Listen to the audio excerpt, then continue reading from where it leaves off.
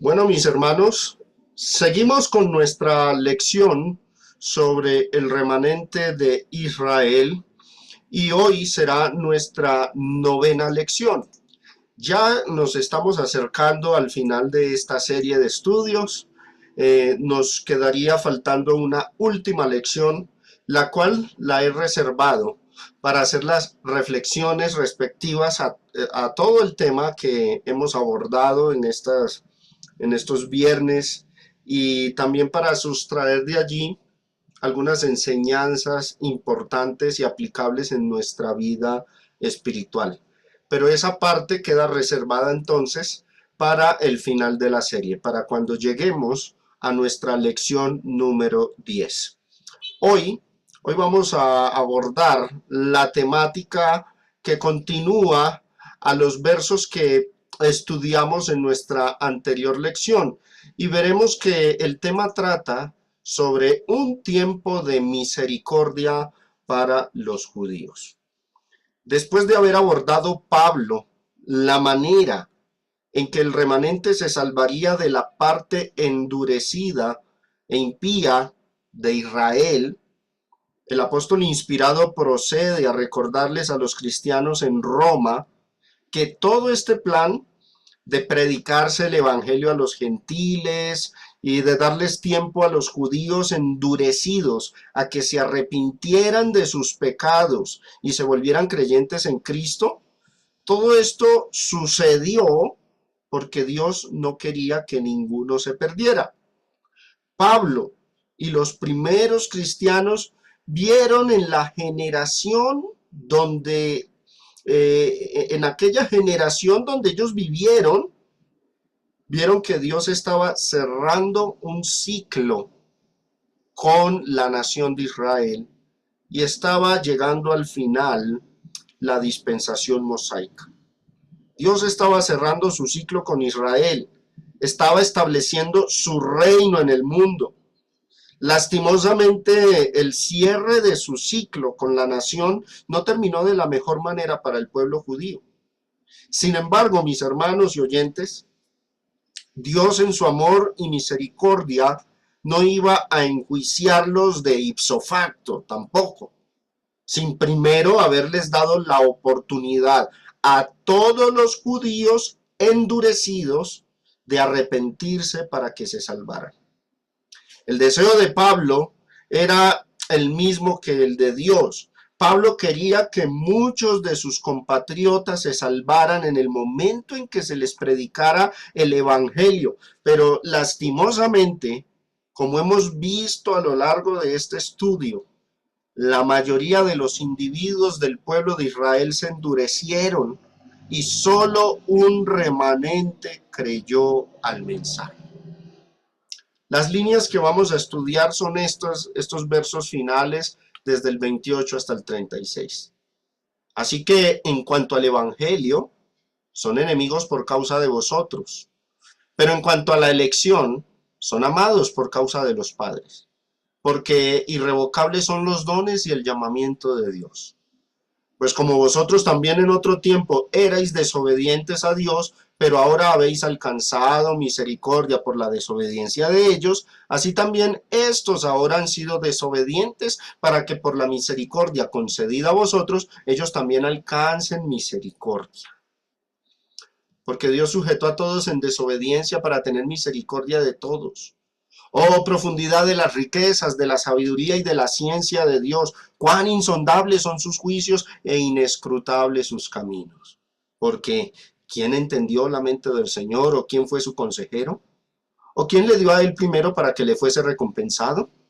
Porque de él y para él son todas las cosas. A él sea la gloria por los siglos. Amén. El pueblo de Israel se había endurecido y no estaban reaccionando. En los días de Pablo, en esa generación, no estaban reaccionando positivamente ante la predicación del evangelio. Por el contrario, cuando se les predicaba el evangelio, más se enfurecían, más se endurecían, pero solo un remanente había recibido el mensaje de buena gana, de buena voluntad, y lo habían obedecido. Quiero que recordemos el contexto del capítulo 11. Vayamos al capítulo 9, versículos del 27 al 29, que dice: también Isaías clama tocante a Israel. Igual que Pablo en sus días, Isaías, 600 años antes de Cristo, también oró a Dios por Israel, preocupado por la condición espiritual de este pueblo. Y dijo: si fuere el número de los hijos de Israel como la arena del mar, o sea, si los individuos que conformaban la nación de Israel fueran muy numerosos, fuera mucha gente, hace una comparación en hipérbole, como la arena del mar, tan solo el remanente será salvo. Solo un puñado de israelitas serían salvos, aunque ellos fuesen muchos, porque la mayoría del pueblo se había endurecido en los tiempos de Isaías y se repetía la historia en los tiempos del apóstol Pablo. Y advierte el apóstol Pablo en las líneas que siguen que un juicio se aproximaba sobre la nación en caso de que permanecieran endurecidos. Y les dice que el Señor ejecutará su sentencia sobre la tierra en justicia, pero observen ahí, y con prontitud. Es decir, este juicio del que se habla en estas líneas no es el fin del mundo como algunos lo interpretan, porque dice que iba a ejecutarse con prontitud, 1000, 2000 o 3000 años después. No puede ser, no encaja con la frase con prontitud. Con prontitud implica que ese juicio del que se habla en el capítulo 9 de Romanos, luego en los capítulos 10 y 11, que es el capítulo que estamos estudiando, era un juicio que vendría pronto sobre los endurecidos de Israel. Y como vimos en nuestra anterior lección, a ese juicio se le llamó la venida del Señor. Esos son los términos con que se trató este acto de juicio sobre la nación de Israel. Así también nuestro Señor Jesucristo en su profecía en Mateo 24 trató sobre el mismo asunto y le llamó de la misma manera y dijo en Mateo 24:34: no pasará esta generación hasta que todo esto acontezca. El problema de los premilenarios y muchos es que hacen caso omiso a estas expresiones o indicaciones de tiempo. Verso 28, y con prontitud. Ahora, observen el destino final de la nación profetizado nuevamente por Isaías. Verso 29, y como antes dijo Isaías, si el Señor de los ejércitos no nos hubiera dejado de descendencia, como Sodoma habríamos venido a ser, es decir, destruidos completamente sin ningún sobreviviente. Y a Gomorra seríamos semejantes, es la misma idea, pero gloria a Dios que por lo menos un remanente, un puñado pequeño en comparación con la masa mayoritaria de la nación de Israel, se convirtieron y se salvaron de la sentencia que con prontitud vendría en aquel entonces, en aquella generación. Ahora, mis hermanos, en la sección que vamos a estudiar nosotros ahora, vamos a abordar las palabras finales de Pablo tocante al tema del remanente. La porción que vamos a estudiar es el epílogo, o sea, la conclusión de todo el capítulo 11. Muchos, cuando leen solamente el capítulo 11 de Romanos, no notan, dejan perder de vista el sentido de urgencia que Pablo daba a sus palabras. Pero cuando nosotros leemos desde el capítulo 9, y aquí tenemos una porción del capítulo 9 en pantalla, y mantenemos esa línea de pensamiento del escritor inspirado, del apóstol Pablo, el sentido de urgencia reluce, resalta y tiene que ser conectado con los capítulos posteriores, en particular este capítulo 11 que estamos estudiando. Quiero, mis hermanos, que cuando ustedes lean el capítulo 11 de Romanos, nunca dejen perder de vista ese sentido de urgencia con el que el apóstol Pablo amonestaba a judíos y gentiles para que se arrepintieran y creyeran en el evangelio. Esa urgencia, cuando dice aquí el 28, con prontitud, dice al final, ese sentido de urgencia no tendría lógica si un evento de juicio no estuviera cercano para ellos, particular y especialmente para los judíos endurecidos. Y eso lo podemos nosotros establecer porque son los judíos los personajes más discutidos en el capítulo 11 de la carta a los romanos. Por supuesto, el juicio que vislumbraba el apóstol Pablo, que le urgía y que veía que llegaría con prontitud, era sin lugar a dudas la destrucción de Jerusalén ocurrida en el año 70 después de Cristo. No existe, a la luz de la historia, otro evento que fuese a llegar con prontitud en la generación apostólica. No hay otro acto de juicio sobre los judíos que veamos a la luz de la historia cercano. Entonces podemos deducir que se trataba de lo ocurrido en el año 70 después de Cristo. Un evento al que tanto el Señor Jesús en Mateo 24 y paralelos, como Pablo en este capítulo, llamaron la venida del Señor. Podemos deducir que antes de ese suceso, el pueblo judío, al pueblo judío se le dio un tiempo de gracia y oportunidad para que se arrepintiera de su condición endurecida. Fue un tiempo donde se les llamó por medio del evangelio a que restauraran su comunión con Dios, porque como pueblo tuvieron comunión con Dios y Dios estaba manifestando su misericordia para con ellos. La salvación de los judíos dependía de su fe y obediencia al evangelio. Antes de que llegara ese tiempo en que Dios iba a cerrarles la puerta y viniera en juicio sobre ellos. Vamos a abordar entonces la temática ya con profundidad desde las líneas que nos corresponden, los versos. El versículo 28 dice: así que en cuanto al evangelio, son enemigos por causa de vosotros, pero en cuanto a la elección, son amados por causa de los padres. Pablo presenta un dilema respecto al pueblo judío, ¿no? Por un lado, dice, Israel era el pueblo amado por Dios, pero por otro lado, se habían convertido en el peor enemigo de Dios. ¿Qué causó, nos preguntamos, qué causó que el pueblo de Dios cayera tan bajo y fuesen considerados enemigos de Dios? Bueno, el pasaje que tenemos ahí en pantalla nos lo dice clarito. El evangelio fue lo que generó esta cuestión. Así que, en cuanto al evangelio, son enemigos, y luego dice por causa de vosotros. Interesante notar esta frase en cuanto a, en cuanto al. Mírenla ahí en la pantalla. Así que, en cuanto al. Esa palabra, esa frase en español es una frase, en el griego es una sola palabra. En cuanto al, en el griego es kata.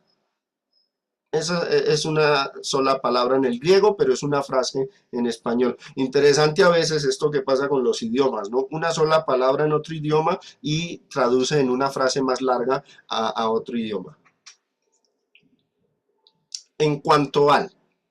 El término se puede traducir de varias formas, ¿no? Observen las variantes que ofrecen los léxicos. Hacia a, referente a o por causa de. Creo que estas dos últimas expresiones, referente a o por causa de son las que debieran estar en la traducción de la Biblia, o sea, las más adecuadas, teniendo en cuenta todo el contexto y toda la línea de pensamiento del apóstol Pablo. Esa debería ser como la traducción más dada, más, digamos, más aplicable en esta porción. Los de la Reina Valera lo tradujeron en cuanto al, pero creo yo, mis hermanos, mirando el texto griego, la línea de pensamiento y el contexto, que debiera decir, así que por causa del evangelio o referente al evangelio, los judíos son enemigos de Dios por causa de vosotros, ¿sí? Referente a, creo que sería una mejor y más exacta traducción. El pueblo de Israel rechazó a Jesucristo. El Mesías tan esperado por ellos fue rechazado, pero luego, además de rechazarlo, también rechazaron el evangelio que estaban predicando los creyentes. Y no solo eso, recordemos que cuando se predicaba el mensaje de salvación, tanto dentro de Palestina como en el exterior, por todo el mundo grecorromano, cuando se predicaba el evangelio a los gentiles, los judíos que residían en todas partes de ese mundo se llenaban de celos, de envidia, de odio hacia los cristianos, por un celo religioso a causa de la ley de Moisés, por querer defender la ley de Moisés, y arremetían contra los cristianos en todas partes del mundo conocido en aquel entonces. Acuérdense que cuando Pablo llegó a Atenas y iba también a otros lugares, incentivaban al pueblo contra ellos o buscaban por medio de artimañas cómo hacer que los gobernantes de estos pueblos se opusieran a los cristianos. Y dentro de Palestina ni se diga, porque mataban a los cristianos. Acuérdense del episodio de Esteban.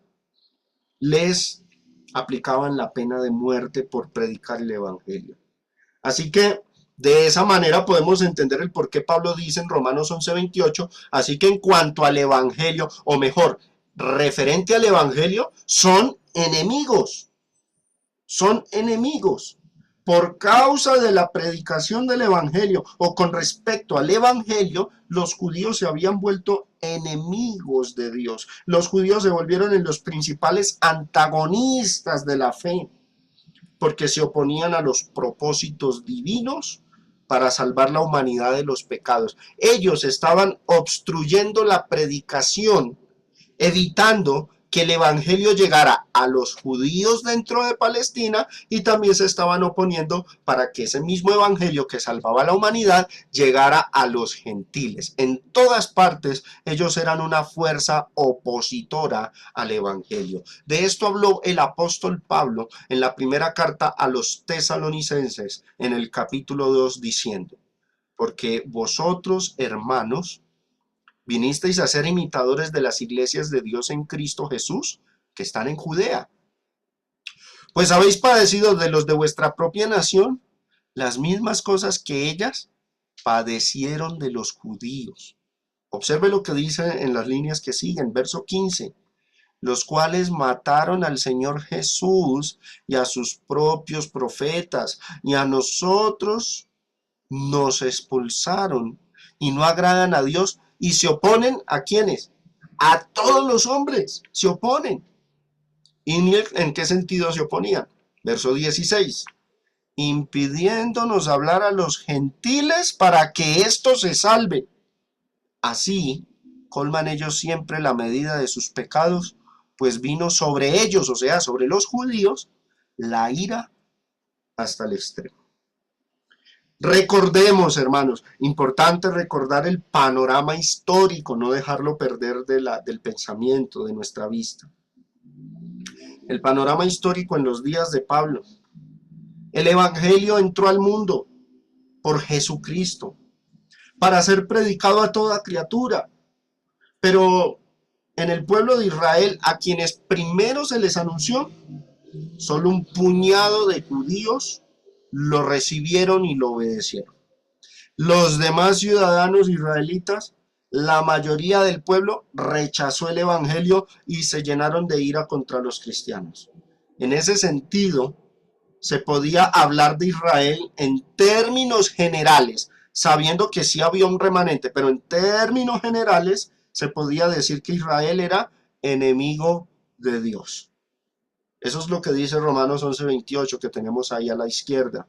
En cuanto al Evangelio, son enemigos. Ahora, agrega Pablo diciendo que referente al Evangelio son enemigos y dice, por causa de vosotros, en particular a los gentiles, ¿no? Acuérdense que el rechazo de los judíos trajo como consecuencia y gran bendición la predicación a los gentiles. Eso dice Hechos 13:46. Recordémoslo.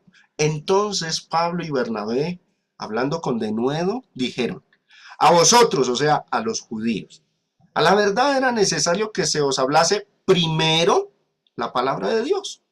Mas puesto que la desecháis y no os juzgáis dignos de la vida eterna, he aquí que hicieron Pablo y Bernabé. Su ministerio se fue hacia los gentiles. Nos volvemos a los gentiles.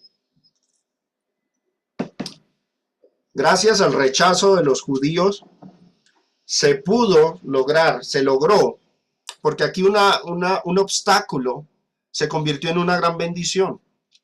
Y es que por el rechazo de los judíos, el apóstol Pablo, que fue muy activo en la labor de predicar, se fue a los gentiles y predicó el evangelio y estableció iglesias por todas las ciudades gentiles de aquel entonces. Luego dice el verso 28, así que en cuanto al evangelio son enemigos por causa de vosotros, pero miren la ironía, pero en cuanto a la elección, son amados por causa de los padres. A pesar de toda la situación anterior de la que venimos hablando con relación al pueblo judío, Dios los amaba, porque Dios había hecho una promesa a los antepasados, particularmente a Abraham. Y la promesa era que a través de ellos vendría el Salvador. Dios eligió traer al Mesías al mundo por medio del linaje abrahámico. Así que por esta razón, mis hermanos y oyentes, Israel se había vuelto el pueblo escogido y amado de Dios en ese sentido, por la promesa que le hizo a Abraham. Son amados por causa de los padres. En cuanto a la elección, Dios eligió a Abraham para que a través de su linaje llegara el Salvador. Recordemos también esa profecía que está en Génesis 22 del 17 al 18. De cierto te bendeciré y multiplicaré tu descendencia, hablando del linaje abrahámico, como las estrellas del cielo, como la arena que está a la orilla del mar, y tu descendencia poseerá las puertas de sus enemigos. Pero miren la promesa, en tu simiente, verso 18, serán benditas todas las naciones de la tierra por cuanto obedeciste a mi voz. Entonces, Dios eligió a Abraham y a la descendencia para que a través de ellos llegara la simiente en que la bendición de las naciones, la salvación del mundo, llegaría para todos. Los eligió y por eso Dios, por amor a Abraham, no destruyó a los judíos en los momentos en que ellos inmediatamente pecaban contra Dios, sino que les tuvo paciencia, los soportó, les perdonó muchas iniquidades y así los tuvo. Pero ya en los días de Pablo, la diferencia era que la simiente había llegado.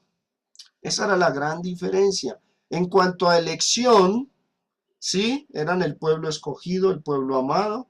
¿Amado por causa de quiénes? Por causa de los padres, particularmente Abraham. Es que, mis hermanos, los judíos tuvieron muchas bendiciones. Dios amó a Israel, fue su pueblo escogido para traer al mundo la simiente que salvaría a la humanidad. Dios tenía a Israel en sus planes y mientras la promesa no estaba cumplida, por muchos pecados que Israel cometió contra Dios, Dios manifestó su misericordia, obviamente no dejándolos sin castigo porque los castigó, pero nunca Dios renunció a la promesa que le hizo a Abraham. Nunca renunció a que los israelitas fuera el pueblo escogido para que viniera el Mesías. Israel en ese sentido fue una nación muy privilegiada por causa de Abraham y de los antepasados, los patriarcas. Fue una nación muy privilegiada, recibió muchos dones de Dios, muchos regalos, muchas bendiciones. Eso lo reconoce el apóstol Pablo dentro de la misma carta a los romanos. En el capítulo 3, del 1 al 3, dijo: ¿qué ventaja tiene pues el judío? ¿O de qué aprovecha la circuncisión? Y responde el mismo: mucho, en todas las formas, en todas las maneras. Primero, ciertamente que les fue confiada la palabra de Dios. ¿Cuál fue el pueblo que tuvo el privilegio de recibir directamente la revelación, tanto del Antiguo como del Nuevo Testamento? Porque si ustedes observan bien, a los que se les reveló el Nuevo Testamento eran judíos también. Muchas ventajas tuvieron ellos. Y dice, pues qué, si alguno de ellos han sido incrédulos, ¿su incredulidad habrá hecho nula la fidelidad de Dios? No, Dios no se retractó. Dios amó a este pueblo por causa de sus antepasados, de los patriarcas, de los padres, y no renunció a la promesa de usar este pueblo para traer al Mesías escogido, a pesar de los pecados y las rebeliones de este pueblo para con Dios. Dios hizo cumplir su promesa pese a todas las adversidades que hubo por parte de ellos. Pero ya en los días de Pablo, en esa generación final para el pueblo judío, se lamentaba bastante Pablo. ¿Por qué? Porque los privilegios de Israel existieron y estuvieron vigentes mientras venía la promesa. Es que Dios no los destruyó, era porque le había hecho la promesa a Abraham de que en su simiente vendría el Salvador. Pero el problema de los días de Pablo, de esa generación, es que esa simiente ya había nacido, ya no había que cuidar el linaje, por decirlo de cierta forma. El Israel terrenal, pues si se rebelaba contra Dios, ya no merecía que se le cuidara de una forma particular y especial, porque ya el propósito estaba cumplido. Ahora lo que les restaba era o recibir el evangelio o rechazarlo y ser castigados por Dios en el juicio que se aproximaba para ellos. Entonces, esa era la situación. Eran, en cuanto a elección, amados por causa de los padres. Romanos 9. Vamos al contexto de Romanos 11. Mire lo que dice: verdad digo en Cristo, no miento, y mi conciencia me da testimonio en el Espíritu Santo, que tengo gran tristeza, decía Pablo, y continuo dolor en mi corazón, porque deseara yo mismo ser anatema, o sea, maldito, destinado a la condenación junto, o sea, morirme con ellos, decía Pablo. Si van a ser enjuiciados, si Dios los va a destruir, deseara yo estar ahí y morirme con ellos. Ser anatema, separado de Cristo por amor a mis hermanos. ¿De quiénes habla? Los que son mis parientes según la carne, o sea, los judíos. Miren las bendiciones que ellos recibieron, verso 4, que son israelitas, de los cuales son la adopción, la gloria, el pacto, la promulgación de la ley, el culto y las promesas. Todas estas bendiciones, todos estos regalos, estos dones recibieron los israelitas. La adopción, la gloria, el pacto, la promulgación de la ley, el culto, las promesas y la mayor bendición de quienes son los patriarcas y de los cuales, según la carne, vino Cristo. A través de ellos llegó Cristo. ¿Y quién era Cristo? El cual es Dios sobre todas las cosas, bendito por los siglos. Amén. Muchas bendiciones, muchos privilegios tuvo el pueblo de Israel y los desaprovechó por su incredulidad. Ahora, el hecho de ser el pueblo amado de Dios, el pueblo escogido, no significó que Dios les pasara por alto la rebeldía y la enemistad contra el evangelio. Dios no hace acepción de personas en este respecto. Pero quiero, mis hermanos, que miremos aquí, Romanos 9, miremos fijamente ese versículo 4 y 5. ¿Por qué?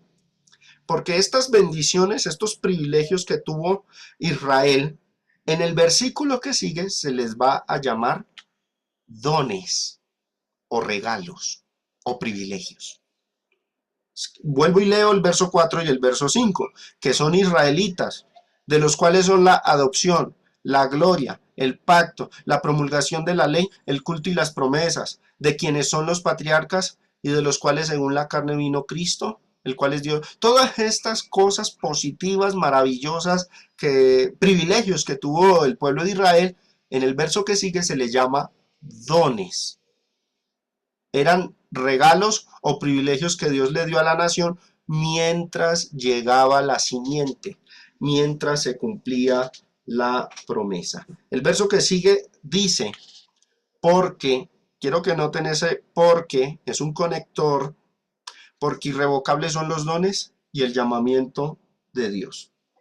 Bueno, este pasaje, este versículo 29, es uno de los famosos versículos de la Biblia que suelen sacarse de su contexto y usarse para enseñar muchas ideas disparatadas. Este es uno de los famosos textos que se malinterpretan por sacarse fuera del contexto.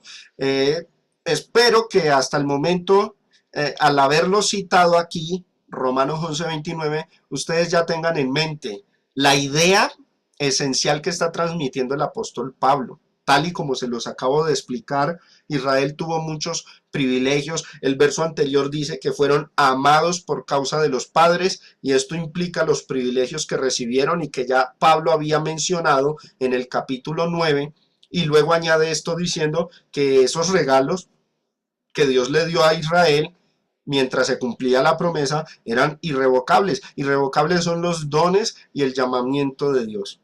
Quiero que miremos cómo se usa de forma disparatada este versículo 29 hoy día. Los evangélicos usan este texto para decir que los dones milagrosos, observen, dones, pero los milagrosos, el hablar en lenguas, el echar fuera demonios, el sanar enfermos, ellos usan este texto, Romanos 11:29, para decir que los dones nunca se van a acabar. Que es mentira, esos que enseñan que los dones se acabaron, eso es mentira, porque Romanos 11 dice, irrevocables son los dones, y usan así el texto. Pero el pasaje no habla en su contexto, no viene hablando de los dones milagrosos del Espíritu Santo, viene hablando es de la elección de Israel para traer al Mesías al mundo y de los privilegios que tuvo Israel. Esos privilegios, ¿cómo se les llama aquí? Dones, regalos, privilegios.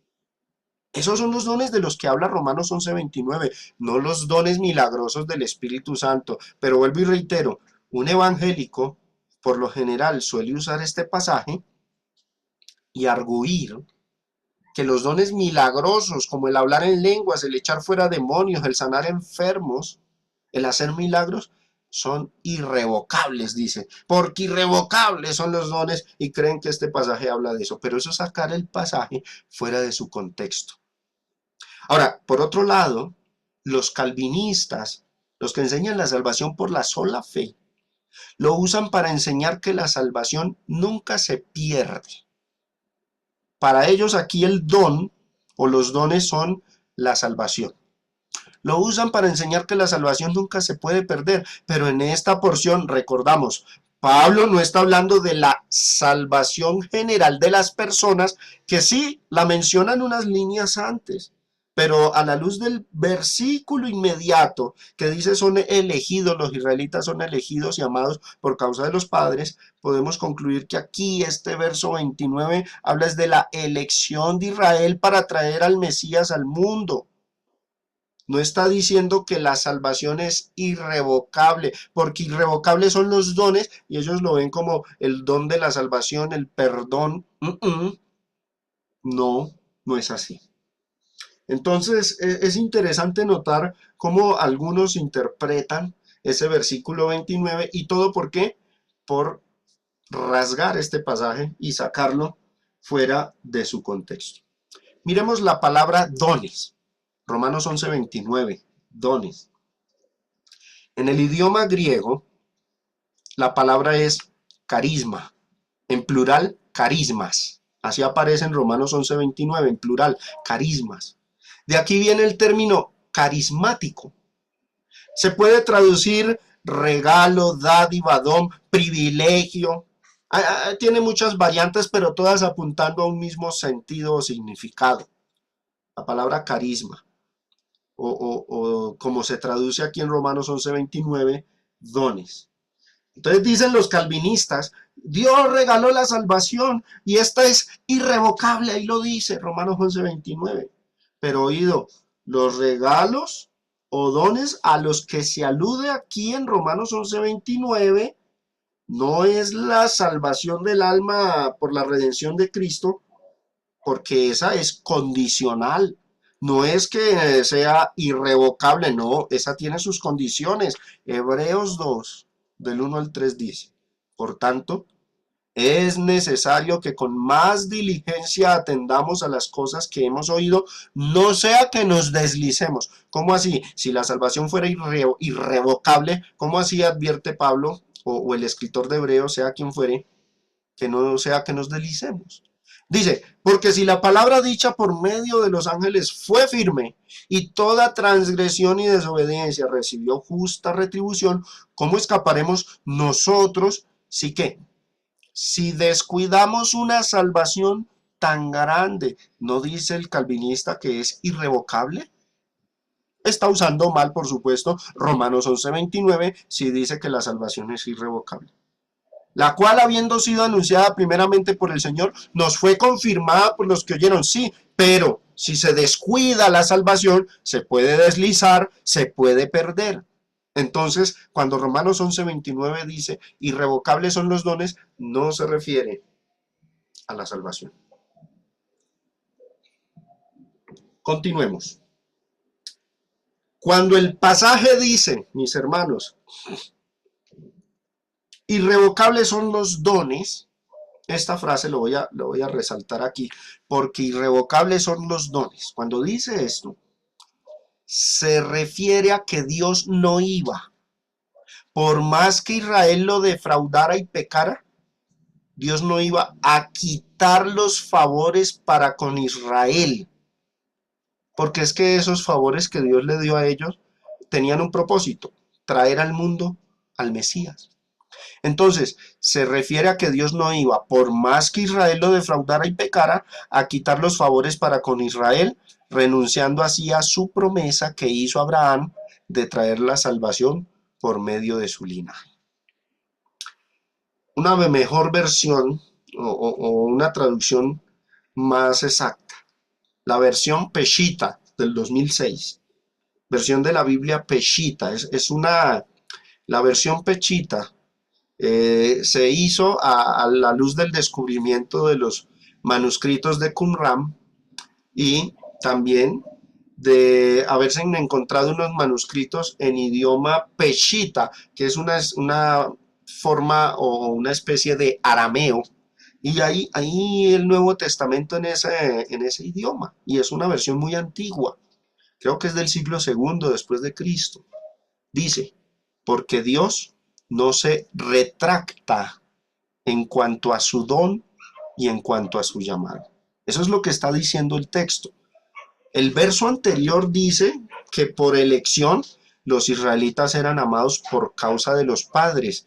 O sea que Dios le hizo una promesa a Abraham de que por medio de la simiente de Abraham vendría el Salvador, y también dijo que iba a bendecir a todo el linaje de Abraham, a su descendencia la iba a bendecir. Y Dios no se retractó en cuanto a esos privilegios, mientras venía la simiente, por supuesto. Eso es la idea que traza Romanos 11, versículo 29. Así es como debemos nosotros entender el texto, y no de otra forma distorsionada y sacada de esa línea de pensamiento y del contexto que se viene tratando. Ahora hablemos de lo que sigue en las líneas siguientes, en los versículos 30 y 31. Aquí se habla de la misericordia de Dios. Por eso el título de hoy es Un tiempo de misericordia para los judíos. Dice el versículo 30 y 31. Pues como vosotros también en otro tiempo erais desobedientes a Dios, o sea, los gentiles, pero ahora, voy a enfatizar este ahora. Presten atención a las indicaciones de tiempo, mis hermanos. Vuelvo y leo, pero miren bien el texto ahí. Pues como vosotros también en otro tiempo, o sea, antes de convertirse al evangelio los gentiles, erais desobedientes a Dios, pero ahora habéis alcanzado misericordia por la desobediencia de ellos. Recuerden lo que dice Hechos 13. Pablo fue a predicarle a los judíos, lo rechazaron, entonces él se fue a predicarle a los gentiles. Por la desobediencia de los judíos, alcanzaron misericordia a los gentiles. La misericordia los alcanzó a través de la predicación del evangelio. El 31 dice, así también estos ahora, ese ahora, mis hermanos, se refiere a la generación del apóstol Pablo, el primer siglo. No es ahora en el 2023, porque ese es el problema de los premilenialistas cuando leen estas líneas. Pero nosotros tenemos que ponerle mucha atención a las indicaciones de tiempo. Las voy a resaltar aquí. Así también estos, verso 31, ahora han sido desobedientes para que por la misericordia concedida a vosotros, o sea, por el evangelio que se les predicó a los gentiles, ellos también alcancen misericordia, como obedeciendo el mismo evangelio. Eh, bueno, a mí me gusta la versión Reina Valera. No crean que porque a veces hago ciertas críticas y observaciones sobre esta versión, es que no me guste, ¿no? He crecido desde mi infancia, los versos de la Biblia que me sé de memoria son de la Reina Valera de 1960. Yo amo esta traducción, pero hay una deficiencia aquí. Quiero que notemos y comparemos estos mismos versículos, versículos 30 y 31, en la Biblia de las Américas. Y vamos a resaltar las indicaciones de tiempo, los ahora que aparezcan. Quiero que noten un detalle aquí. En la Biblia de las Américas, versículos 30 y 31 dice, pues así como vosotros en otro tiempo fuisteis desobedientes a Dios, pero ahora se os ha mostrado misericordia por razón de la desobediencia de ellos, así también ahora estos han sido desobedientes, para que por la misericordia mostrada a vosotros, también ellos, y miren, ahora les sea mostrada misericordia. ¿Notan algo raro? La Biblia de las Américas tiene 3 ahora. La Reina Valera nomás tiene 2 ahora. Y justo falta el ahora cuando habla de la misericordia que alcanzaría a Israel. Miremos Romanos 11, 31, pero en la versión Reina Valera, a la izquierda. La parte final dice, para que por la misericordia concedida a vosotros, ellos también alcancen misericordia, pero no está el ahora. Nos preguntamos por qué. ¿Por qué la Biblia de las Américas y la mayoría de las traducciones tienen un ahora de más, pero la versión Reina Valera omite un ahora? Bueno, aquí es donde merece lugar mirar el texto original. Yo les he enseñado a ustedes, mis hermanos de San Antonio, en las clases de cómo estudiar la Biblia, la importancia de mirar el texto griego original. Voy a citar el interlineal del texto griego de Francisco La Cueva. La frase final, que en la versión Reina Valera, el verso 31 dice, ellos también alcancen misericordia, es esta. Bueno, no es que sepamos mucho griego, que digamos, voy a transliterar, dice aquí, ina kai autoi nun eletosin, que traducido, según este interlineal, es así, para que también ellos ahora alcancen misericordia. En el texto griego está la partícula o la palabra nun, que debe traducirse ahora. Y aparece en las líneas anteriores donde lo citamos, en el verso 30 y 31, al inicio del renglón. Ahí está el término nun. Pero hay un tercer nun en el texto griego que la Reina Valera omite. Observen, ahí la Reina Valera, verso 31 al final, ellos también, ahí debiera decir ahora, o alcancen ahora misericordia. Nos preguntamos, ¿por qué la omiten? Bueno, nuestro hermano Wayne Partain en la lección del martes explicaba que algunos traductores sesgados por ideas y prejuicios doctrinales pueden tener cierta injerencia a la hora de traducir algunas versiones de la Biblia. Sí, el equipo de traducción de esta versión tenía sus pensamientos sesgados hacia el premilenialismo, pues convenía que dejaran o que omitieran el ahora para que la misericordia prometida aquí quedara en un futuro indeterminado, es decir, para que esa misericordia se pueda interpretar como que va a venir dentro de un siglo o dentro de un milenio, o pueden pasar 2 milenios y Dios todavía les tiene abierta la puerta de misericordia.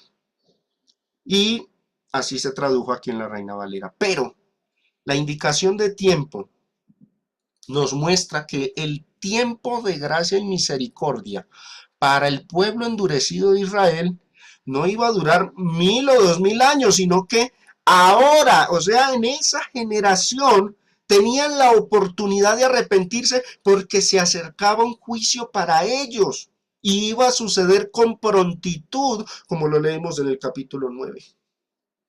Entonces, por eso es importante las indicaciones de tiempo. Ellos debían alcanzar la misericordia ¿cuándo? No dentro de 1000 o 2000 años, en una futura restauración de Israel, como predican algunos. No, era en el ahora de Pablo que tenían que alcanzar esa misericordia porque se les avecinaba un juicio.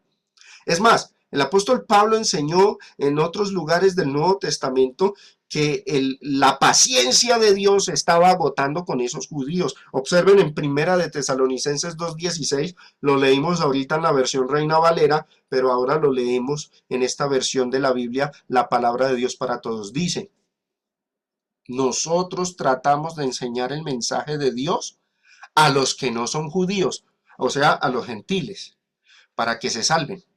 Pero los judíos no han dejado anunciar esas enseñanzas. Por eso están añadiendo cada vez más pecados a los que ya tienen. Y observen, y ahora Dios está muy enojado con ellos y dice, su paciencia ha llegado al límite. No hay cómo conciliar.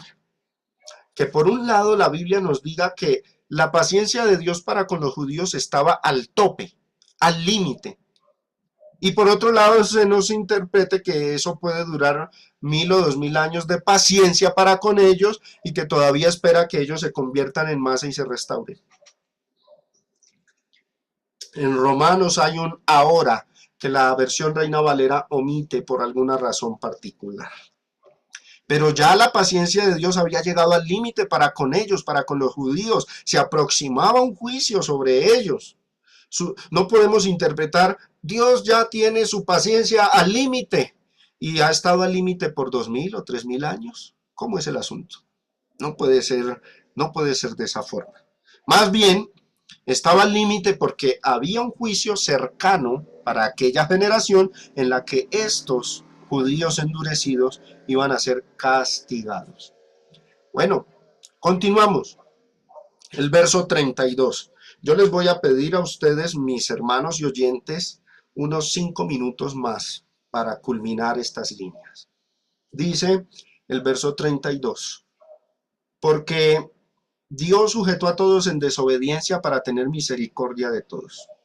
Aquí los calvinistas suelen ver la predestinación incondicional, esa doctrina, que enseña que Dios de manera arbitraria y sin tener en cuenta el libre albedrío de los hombres, determina quiénes serán obedientes y quiénes van a ser desobedientes.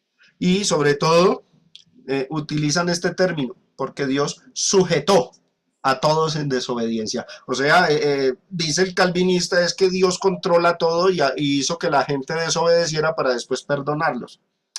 Sin embargo, es importante entender que aquí el término sujeto es un modismo. Esto es una figura de lenguaje que espero poderla explicar con lujo de detalles en alguna lección más adelante. Por ahora entendamos que un modismo es una forma de hablar acorde a la cultura y que no se debe interpretar literalmente, sino que está sujeta a la forma o punto de vista en que se entendía en aquel entonces. Nosotros en Colombia tenemos muchos modismos, ¿no? Los modismos no se pueden interpretar de manera literal. Voy a poner un ejemplo de un modismo. En la región del sur de Colombia, en Cali, cuando va a llover, dice algunos, yo he escuchado algunos que dicen, va a caer un palo de agua. Pero, ¿será que va a caer literalmente un palo? ¿Literal? No, es una forma de decir, un modo de decir modismo, que va a llover fuerte. O algunos dicen, cuando está haciendo mucho sol, dicen, ese sol es de agua o ese sol es de lluvia. Bueno, si tomamos esa frase literalmente, alguno podría decir, el sol no es de fuego, el sol está compuesto de H2O. No, qué error. Interpretar un modismo literalmente es uno de los graves errores de muchos lectores e intérpretes. Un modismo está sujeto a la forma de hablar, no se debe entender de manera literal, sino acorde a la cultura. En nuestra cultura, cuando se dice ese sol es de agua o ese sol es de lluvia, estamos diciendo que la causa por la cual está haciendo mucho sol es porque más tarde va a llover. Nada más que eso. Bueno, aquí cuando dice Dios sujetó, no es que Dios controló los pensamientos de los hombres para que ellos pecaran y fueran desobedientes y entonces él mismo los hace desobedecer y luego los castiga o les tiene misericordia. Eso haría a Dios muy injusto. El modismo sujetó significa que Dios permitió que todos fueran desobedientes por su libre voluntad, para posteriormente quedar expuestos como pecadores, de modo que la humanidad viera su culpa y luego viera la consecuencia que debían asumir, o sea, la condenación, y ante ellos sintieran la necesidad del perdón de Dios. El texto dice Dios sujetó a todos en desobediencia, pero entiéndase, ese sujetó como permitió, porque es un modismo. Dios permite que la gente lo desobedezca. Dios no afecta el libre albedrío de los hombres. Si alguien quiere ser desobediente, Dios lo permite. Si alguien quiere ser obediente, Dios lo permite porque Él no toca el libre albedrío, la libre decisión de los seres humanos. Estos modismos abundan en otros pasajes de la Biblia. Presten atención que esto es muy importante para cuando ustedes lean estos textos. En Romanos capítulo 1, verso 24 dice, por lo cual también Dios los entregó a la inmundicia. Y algunos interpretan, Dios hizo que esa gente pecara. No, Dios no hizo que pecaran. Ese los entregó es igual que sujetó, es decir, permitió, porque es un modismo. Luego el verso 26 repite el mismo modismo, dice, por esto Dios los entregó a pasiones vergonzosas. Y luego el verso 28, ahí mismo en Romanos 1 dice, y como ellos no aprobaron tener en cuenta a Dios, Dios los entregó. O sea, Dios permitió que ellos desarrollaran una mente reprobada para hacer cosas que no convienen, no que Dios los hiciera pecar. Hay un texto que, por no entender estos modismos, mis hermanos, se tuerce la Biblia. Hay un texto muy tergiversado que es el de segunda de Tesalonicenses 2:11 que dice, por esto Dios les envía un poder engañoso para que crean la mentira. Y alguno dice, ay, miren, Dios actúa de esta forma, ¿cómo así que Dios envía también entonces para qué los condena si él mismo los hace pecar? ¿Qué Dios tan injusto? Dicen algunos ateos críticos. Pero este Dios les envía es el mismo modismo, Dios permite. Es más, tomen la versión de la Biblia, la nueva versión internacional, y esta traducción ayuda a entender el modismo.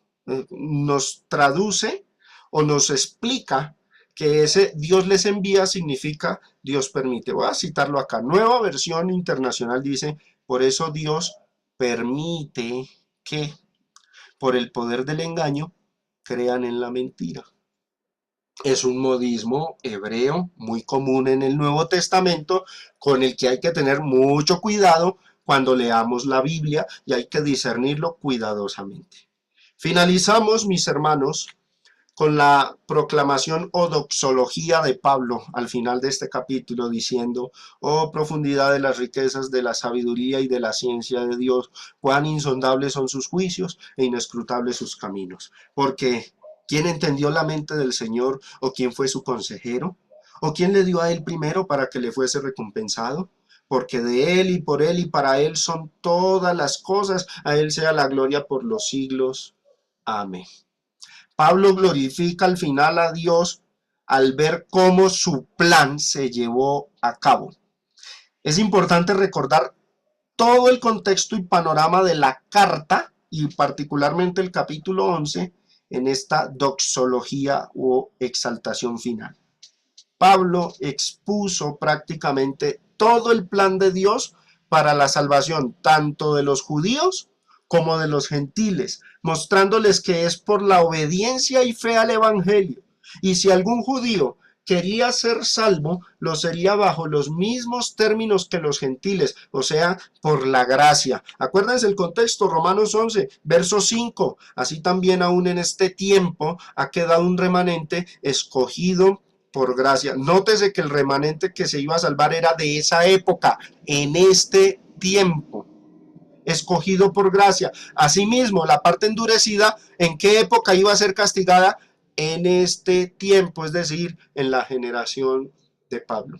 Luego Pablo muestra que la mayoría de los judíos, al rechazar el evangelio, pierden sus privilegios, son desgajados, enseña, esos fueron los términos que usó, y aclaró que si un judío se llegaba a arrepentir, podría ser reinjertado nuevamente al olivo y recuperar su comunión con Dios. Versos 19 y 20, pues las ramas, dirás, fueron desgajadas para que yo fuese injertado. Bien, por su incredulidad fueron desgajadas, pero tú por la fe estás en pie, no te ensoberbezcas y no teme. Y el verso 23 aclara que si ellos no permanecieran en incredulidad, o sea, si se arrepienten, serán injertados, pues poderoso es Dios para volverlos a injertar. Pero ese tiempo de gracia y de paciencia, en donde Dios permitía que por la gracia y el evangelio de estos judíos endurecidos se reinjertaran al olivo, no iba a durar 1000, 2000 o 3000 años. Acuérdense del texto de Tesalonicenses, ya la paciencia de Dios para con los judíos había llegado al clímax, a su tope, se aproximaba un juicio sobre ellos, y finalmente Pablo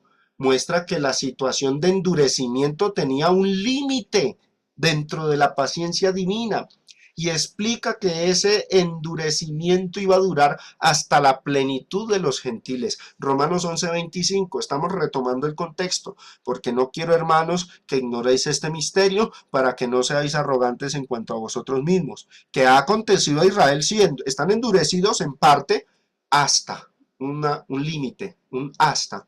¿Hasta cuándo? Hasta que haya entrado la plenitud de los gentiles, o sea, hasta que el evangelio se predique por todo el mundo grecorromano. Y es lo que dice Jesús en Mateo 24:14, será predicado el evangelio del reino para testimonio a todas las naciones en todo el mundo, y llegaría el fin. Y luego, verso 26, todo Israel, el remanente, obviamente, será salvo, como está escrito, vendrá de Sión el libertador. ¿Y qué va a hacer con la parte impía? ¿Qué iba a hacer con los endurecidos? Iba a apartar de Jacob o del remanente esa parte impía, esa impiedad, y los iba a enjuiciar y a castigar. Ante todo este escenario, ya resumido aquí, es que Pablo dice estas palabras del 33 al 36, el apóstol inspirado, al ver que a pesar de la oposición de la mayoría de los judíos, Dios cumpliría sus propósitos. Pablo no hace otra cosa sino glorificar a Dios por su omnisciencia y por su todo poderío y misericordia para con todos, con judíos y gentiles. Y nosotros también, hermanos, deberíamos movernos a tener el mismo sentir que el apóstol Pablo, y a darle gloria y alabanza a Dios por esa obra majestuosa hecha para con la humanidad. Esta exaltación se hace a raíz de todo lo dicho anteriormente. No siendo más, mis hermanos, llegamos al final de nuestra lección 9 sobre el remanente de Israel.